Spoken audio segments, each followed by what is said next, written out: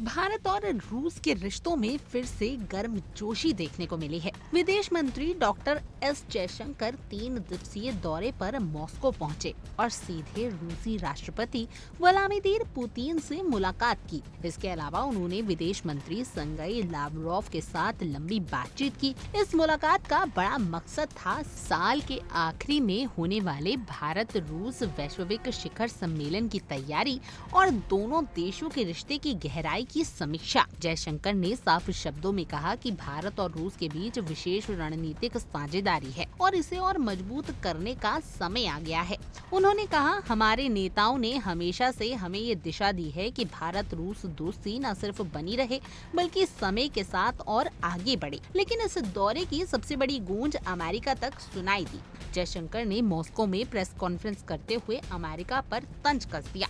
उन्होंने कहा कि भारत को रूसी तेल पर अनुचित तरीके से निशाना बनाया जा रहा है। उनका कहना है कि दुनिया का सबसे बड़ा तेल खरीदार भारत नहीं चीन है। उन्होंने कहा कि एलएनजी का सबसे बड़ा खरीदार भारत नहीं यूरोपीय संघ है और 2022 के बाद रूस के साथ व्यापार सबसे ज्यादा बढ़ाने वाला भी भारत नहीं बल्कि कुछ और देश हैं। फिर भी उंगली सिर्फ भारत पर क्यों?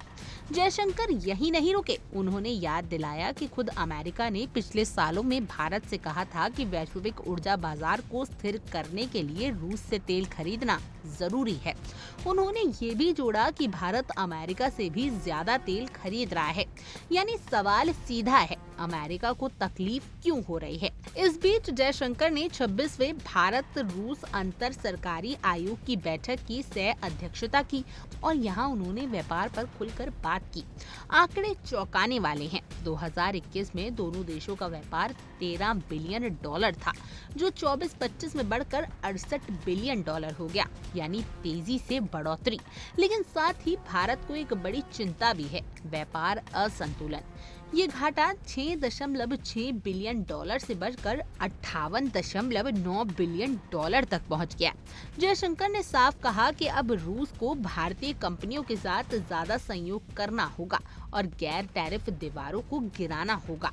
रूस की तरफ से भी भारत को भरपूर तवज्जो मिली। विदेश मंत्री लावरोव ने कहा कि दुनिया अब बहुध्रुवीय हो रही है और इसमें एससीओ, ब्रिक्स और G20 जैसे मंच अहम भूमिका निभा रहे हैं। वहीं रूसी उप प्रधानमंत्री डेनिस मुशर्रफ ने यहाँ तक कह दिया कि पिछले 5 सालों में भारत रूस व्यापार 700% बढ़ा है और अब भारत रूस के टॉप 3 ट्रेंडिंग पार्टनर्स में शामिल है। जयशंकर ने सिर्फ तेल और व्यापार की नहीं बल्कि वैश्विक मुद्दों की भी चर्चा की। यूक्रेन युद्ध से लेकर पश्चिम एशिया और अफगानिस्तान तक भारत ने अपना वही पुराना रुख दोहराया।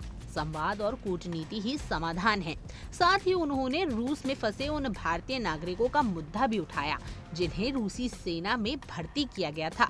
कुछ को रिहा कर दिया गया, लेकिन बाकी मामलों के जल्द समाधान की उम्मीद जताई जा रही है। Tops of the unknown soldier पर भी पुष्पांजलि अर्पित की। ये स्मारक दूसरे विश्व युद्ध के उन संबोधित सैनिकों को समर्पित है जिन्होंने नाजी जर्मनी से लड़ते हुए जान दी थी।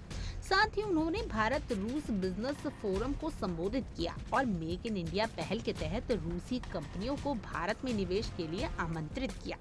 कुल मिलाकर जयशंकर की ये मॉस्को यात्रा सिर्फ दोस्ती का संकेत नहीं थी बल्कि अमेरिका और पश्चिमी देशों को भी साफ संकेत था कि भारत अब ऊर्जा सुरक्षा और रणनीतिक साझेदारी पर किसी दबाव में झुकने वाला नहीं है और अब सबकी निगाहें साल के आखिरी में होने वाली भारत रूस शिखर सम्मेलन पर टिकी हैं, जहां इस दोस्ती की अगली बड़ी तस्वीर सामने आएगी।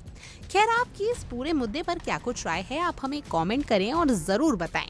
और ऐसे तमाम देश और दुनिया की खबरों के लिए आप इंडिया डेली को सब्सक्राइब कर लीजिए।